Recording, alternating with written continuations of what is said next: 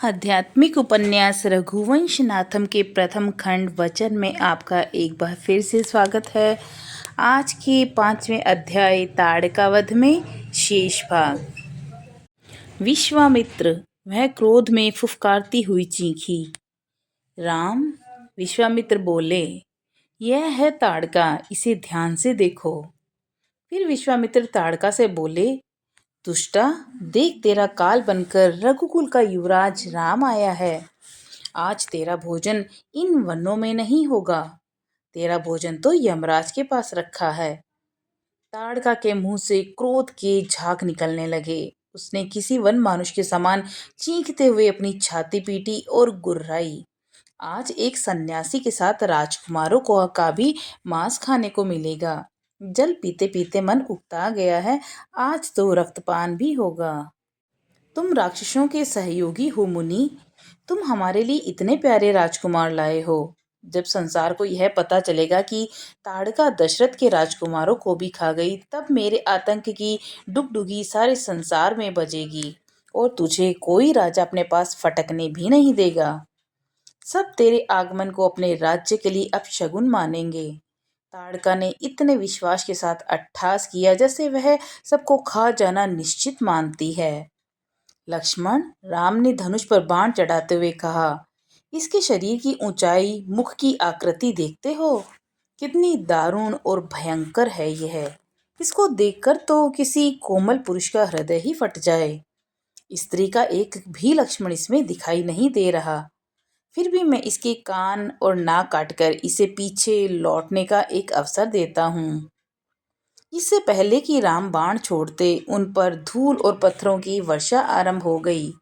सामान्यतः देखने से लगता है कि कोई अदृश्य मायावी शक्तियां इस वर्षा को कर रही हैं, किंतु विश्वामित्र ने बताया कि यही राक्षस जाति का माया युद्ध है और छिपकर छल कपट से प्रहार करना। राम समझ गए कि ताड़का के छिपे हुए राक्षस यह सब कर रहे हैं। राम लक्ष्मण ने पत्थरों और धूल के उद्गम स्थानों पर बाणों की वर्षा आरंभ कर दी। अनेक राक्षसों के धराशायी होने के स्वर सुनाई दिए। ताड़का इस आक्रमण से अपनी सुध बुद्ध खो बैठी। उसने आज तक ऐसा केवल भय से कांपते हुए पुरुषों को ही देखा था। वह जिसके सम्मुख खड़ी हो जाती थी, वह मनुष्य उसके दर्शन मात्र से ही अपने प्राण स्वयं त्याग देता था। यदि वह इस कार्य में तनिक भी विलंब करता था तो ताड़का उसकी तुरंत सहायता करती थी। किंतु ये दोनों राजकुमार, क्या ये भय नाम की किसी भी वस्तु को नहीं जानते? मुझे देखकर ये ऐसे प्रसन्न थे जैसे मैं कोई मनोरंजन की वस्तु हूँ। भाई देखो, ताड़का एक विशाल पत्थर लिए आपकी ओर पागलों की भांति दौड़ी चली आ रही है। राम अपने स्थान पर स्थिर खड़े रहे, उसे देखते रहे। ताड़का को लगा कि राम उसके इस विकराल और क्रुद्ध रूप को देखकर जड़ हो गया है। हो सकता है जब वह इस विशाल पत्थर से उन पर प्रहार करे तो उससे पहले ही राम अपने प्राण त्याग चुका होगा। तेजी से आती ताड़का किसी पगलाई हथिनी के समान सब कुछ रौंद देने वाली लग रही थी। लक्ष्मण ने राम की ओर देखा और इससे पहले कि वह राम की मनोदशा के विषय में कुछ निर्णय लेकर उसे सावधान करने के लिए चेतावनी देता, उससे पहले ही राम का शरीर बिजली की गति से सक्रिय हो गया। कब राम ने धनुष पर बाण चढ़ाए और कब उन्हें छोड़ा, किसी को भी पता न लगा। सामने देखा तो ताड़का के कटे हुए दोनों हाथ भूमि पर पड़े थे। ताड़का को कुछ समझ नहीं आया कि हुआ क्या। उसके हाथ और वह विशाल पत्थर कहाँ गया। क्षण भर में ही वह समझ गई कि राम के बाण ने उसके दोनों हाथ काट डाले हैं। वह दर्द और क्रोध में चित्कारती हुई राम की ओर उन्हें अपने दांतों से ही काट खाने के लिए झपटी। लक्ष्मण क्रोध में भरकर किसी चीते के समान उछला और उसने उसके नाक कान काट लिए। ताड़का का चित्कार सुनकर शेष राक्षस किसी मायावी शक्ति के समान प्रकट हुए और उन्होंने उसे घेर लिया। लगा जैसे ताड़का अदृश्य हो गई है और राम लक्ष्मण पर पुनः पत्थरों की बारिश होने लगी। राम ने पाया कि पत्थर इत्यादि अस्त्र फेंकने वाला राक्षस दिखाई तो नहीं दे रहे, किंतु वे उन्हें डराने के लिए चिल्ला रहे हैं। राम ने शब्द भेदी बाण संचालन आरंभ किया और देखते ही देखते सभी राक्षस भूमि पर गिरने लगे। अदृश्य हुई ताड़का भी प्रकट हुई। इतनी दुर्गति होने के बाद भी ताड़का को यह विश्वास था कि वह राम को खा सकती है। इसी दुस्साहस को लेकर वह पुनः राम पर झपटी। राम ने उसे और अवसर देना उचित नहीं समझा और राम के धनुष से निकला बाण उसकी छाती को चीरता हुआ चला गया। ताड़का को यह आक्रमण भी किसी स्वप्न की भांति लगा। उसकी दृष्टि से जैसे राम से कह रही थी कि नहीं, कोई मनुष्य मेरा वध नहीं कर सकता था, तुम हो कौन? और इस प्रश्न को लिए उसकी देह किसी पंख कटे पक्षी के समान धम से भूमि पर जा गिरी। एक जोर का स्वर उठा। यह स्वर शेष राक्षसों के प्राण बचाकर भागने का था। क्षण भर बाद पुनः शांति छा गई, अभय की शांति।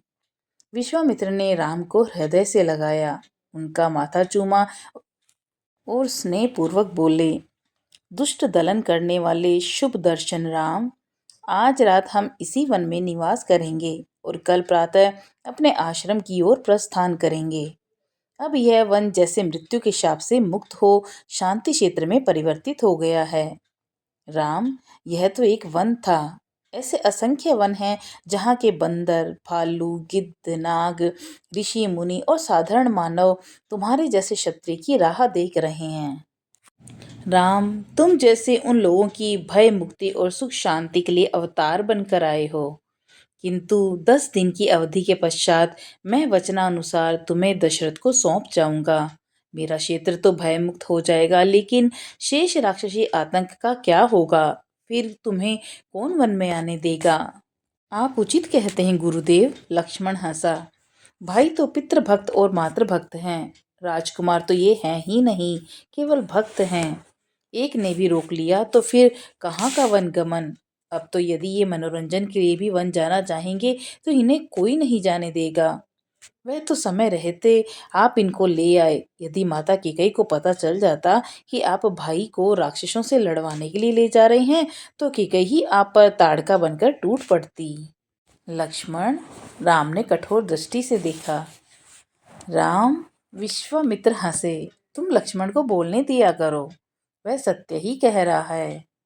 संसार मुझे विश्वामित्र कहता है, अर्थात पूरे संसार का मित्र, और तुम लक्ष्मण को मेरा मित्र बनने से रोकते रहोगे तो आगे की यात्रा मैत्रीपूर्ण न हो सकेगी। विश्वामित्र लक्ष्मण से मुखरित हुए। हाँ तो लक्ष्मण, अभी तुम कह रहे थे कि अब राम को कोई विहार के लिए वन में नहीं जाने देगा, ऐसा क्यों? अब तो राम ने ताड़का का भी वध कर दिया है। तभी तो गुरुदेव, लक्ष्मण का स्वर गंभीर हो चुका था। आपने राक्षसों से युद्ध का आह्वान कर दिया है। अब राक्षसों का लक्ष्य आप नहीं रहे। अब राक्षस ताड़का का प्रतिशोध लेने के लिए राम को खोजेंगे। अब उनका सारा ध्यान ऋषियों से हटकर राम को दंडित करने में लग जाएगा। हमने भीड़ के छत्ते में हाथ डाला है। सिद्धाश्रम में आपके यज्ञ की रक्षा के बाद जब हम लौटेंगे तब महाराज दशरथ अयोध्या में भी राम की सुरक्षा में अभूतपूर्व वृद्धि कर देंगे। राम प्रतिपल अंगरक्षकों से घिरकर चलेंगे। क्या सुंदर दृश्य होगा। सहसा लक्ष्मण की गंभीर मुद्रा हास्य में रूपांतरित हो गई। उसने राम की ओर देखा और चुहल करता हुआ बोला, गुरुदेव ने आपको फंसा दिया है भाई। लक्ष्मण, राम के स्वर में मुस्कुराहट भरी डांट थी। तुम नहीं सुधरोगे। लक्ष्मण उचित कह रहा है। विश्वामित्र का स्वर गंभीर था। प्रत्येक राजा और राजकुमार अपने अंगरक्षकों की रक्षा संख्या बढ़ाते जा रहे हैं। जब राजा के अंगरक्षक बढ़ेंगे तो प्रजा के रक्षक स्वाभाविक रूप से कम होंगे। प्रजा की रक्षा के लिए नाम मात्र के रक्षक हैं और वे भी भक्षकों के साथ मिलकर भक्षक की भूमिका निभा रहे हैं। रक्षक है ही कहाँ। किसी प्रकार से कोई ना कोई उपाय करके प्रजा अपने को जैसे तैसे बचा रही है। जिसके पास बचने के लिए कोई उपाय नहीं होता वह समाप्त कर दिया जाता है। तुम यह मत समझना राम कि तुम्हारी अयोध्या पूर्णतः सुखी है। वहां भी तुम्हारे राज्य कर्मचारियों का राक्षसी आतंक है। जब तुम प्रजा का कुशल मंगल जानने के लिए अपने राजसी दल बल के साथ जाते हो तो अधिकांश प्रजा तो अत्याचारी राजकर्मियों की उपस्थिति के भय से अपना कष्ट कह ही नहीं पाती।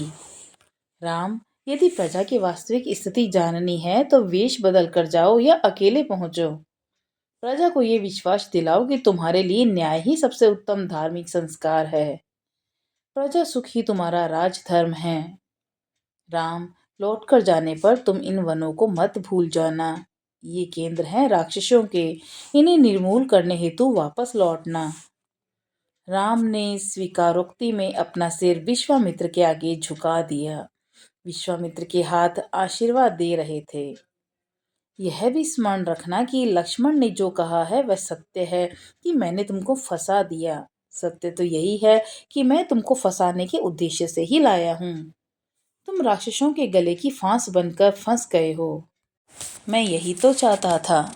यह मैं विश्व के कल्याण के लिए चाहता था और तुम अब राक्षसों के गले की फांस हो। आज के बाद राक्षस तुम्हें खोजेंगे और आज तुमने राक्षस जाति के एक महत्वपूर्ण पर्वत को चूर चूर कर दिया। राक्षस अपनी तनिक सी हानि करने वाले को जीवित नहीं छोड़ते। तो विचार करो, जिसने ताड़का का वध कर दिया उसकी खोज और उस पर घात लगाने का आयोजन तो आरंभ हो चुका होगा। किंतु राम, मेरे पास वे दिव्य शक्तियां हैं जो विभिन्न शस्त्र अस्त्रों के रूप में सुरक्षित हैं। कल प्रातः मैं वे सब तुम्हें दे दूंगा। राक्षसों को यही तो एक भय है कि कहीं मैं ये दिव्य शस्त्र किसी को दे न दूं। किसी के पास मेरे ये दिव्यास्त्र होंगे, वह राक्षस और देवताओं को भी जय करने की शक्ति रखता होगा। इसी भय के कारण राक्षसों ने कभी मेरी उपस्थिति में सीधा आक्रमण मेरे आश्रम पर नहीं किया। यदि किया तो वह इतने मायावी रूप में कि कब आक्रमण हुआ और कब वे भाग गए मुझे कुछ पता नहीं लगा। राक्षस समझते हैं कि वे इस प्रकार सताकर मुझे भयभीत कर कर मेरे साथ संधि कर पाएंगे। विश्वामित्र बोले, गुरुदेव, लक्ष्मण ने गर्दन हिलाई। संधि तो उनकी अब होगी, किंतु आपसे नहीं, वरन यमराज से। गुरुदेव, क्षमा चाहता हूँ, आप मेरे प्रश्न का कोई अन्य अर्थ न लीजिएगा। यह मात्र मेरी जिज्ञासा है। इसकी पृष्ठभूमि में आपके प्रति तनिक भी संदेह नहीं। राम, तुम मर्यादा की बहुत चिंता करते हो। निशंक होकर प्रश्न पूछो, निसंकोच का तुम त्याग करो। अब मुझे देखे ना भाई, जो कहना होता है वह कह देता हूँ। बात मन में क्यों रखी जाए। क्यों गुरुदेव, क्या मैंने कुछ अनुचित कहा। तुम इतने प्यारे हो लक्ष्मण की अनुचित कह ही नहीं सकते। तो भाई पूछें आप। गुरुदेव, जब आप स्वयं इतने शक्ति संपन्न हैं तो स्वयं राक्षसों से युद्ध न कर महाराजा दशरथ के पास सहायता के लिए क्यों आए। आपकी उपस्थिति और आपके बल के कारण ही मैं ताड़का का वध कर पाया। मैंने स्वयं अनुभव किया कि आपकी उपस्थिति की शक्ति के कारण ही मैंने अनेक राक्षसों का वध भी किया, किंतु हम पर आंच भी न आई। कोई शक्ति, अज्ञात शक्ति निरंतर मैंने अपने साथ अनुभव की। सत्य तो यह है कि यदि आप साथ न होते तो मैं इस ताड़का को मार भी नहीं सकता था। यह आपकी उपस्थिति का ही प्रताप था कि मुझे न भय व्यापा और न ही किसी प्रकार की कोई आशंका। मैं निशंक होकर लड़ रहा था। ऐसी बात नहीं है कि मुझे आपके यज्ञ की रक्षा का अभिप्राय ज्ञात नहीं था। मैं अच्छी तरह से जानता था कि आपके साथ जाकर राक्षसों से भिड़ने का क्या अर्थ है। गुरुदेव, वशिष्ठ ने मुझे अनेक कथाओं के माध्यम से यह बताया हुआ था कि इस धरती से राक्षसों के आतंक को मिटाने के लिए केवल दो ही दिव्य विभूतियां सक्रिय हैं, एक आप, दूसरे अगस्त्य मुनि। यह मेरा परम सौभाग्य है कि आपने मुझे चुना। आपके इस चुनाव के लिए मैं आपके प्रति अहोभाव से भरा हूँ। राम, मैंने दशरथ का मन पढ़ा था। उसके मन में भी यही प्रश्न था, किंतु संकोच, भय और शिष्टाचारवश अनेक मनुष्य कुछ पूछ ही नहीं पाते। मैं अति प्रसन्न हूँ वत्स कि तुम मन से गहरे जिज्ञासु हो। वे कुछ क्षण रुके, फिर आकाश की ओर देखते हुए बोले, राम, मैं तपस्वी हूँ, मनस्वी हूँ। युद्ध करना मेरा काम नहीं है। मैं शास्त्रास्त्रों का वैज्ञानिक हूँ। यदि किसी वैज्ञानिक से कहो कि तुमने इन शस्त्रों का निर्माण किया है तो तुम युद्ध में जाकर स्वयं शत्रु का नाश क्यों नहीं करते। किंतु यह कर्म राजा का है, सेनापति का है, सैनिक का है, योद्धा का है। विश्वामित्र ने राम का एक गहन दृष्टि पर डाली और बोले, पुत्र, मैं ज्ञान योगी हूँ और तुम कर्म योगी। ज्ञान और कर्म जब मिल जाते हैं तब शक्ति का आविर्भाव होता है। तुम्हारे बिना विश्वामित्र अपूर्ण है और मेरे बिना राम अधूरा है। मैं चाहता हूँ कि शस्त्रों का प्रयोग निर्बलों की रक्षा के लिए हो और राक्षस चाहते हैं कि उनका उपयोग हत्याओं और आतंक के लिए हो। राक्षस मेरे मनोयोग को अपने कर्म योग के साथ संयुक्त करना चाहते हैं। ऐसे में मुझे खोज थी ऐसे योद्धा की जिसकी इंद्रियां उसके वश में हो, जिसका मन उसका आज्ञाकारी सेवक हो, न कि व्यर्थ की आज्ञाएं देने वाला उसका स्वामी। विश्वामित्र ने राम को छुआ। मेरी खोज पूरी हुई राम। मैंने इसीलिए आतंक से तुम्हें सीधे भिड़ाया कि तुम जनमानस पीड़ा, उसका भय और उसका परिणाम समझ सको। तुम्हारा कल्याण हो राम। बीज रूप में स्थित परमात्मा तुम्हारे भीतर महावृक्ष के समान लहराए, ऐसा मैं तुम्हें वरदान देता हूँ। जय श्री राम। आज के अध्याय में इतना ही। कल हम जानेंगे अध्याय 6, जिसका शीर्षक है दिव्यास्त्रों की दीक्षा। तब तक के लिए नमस्कार।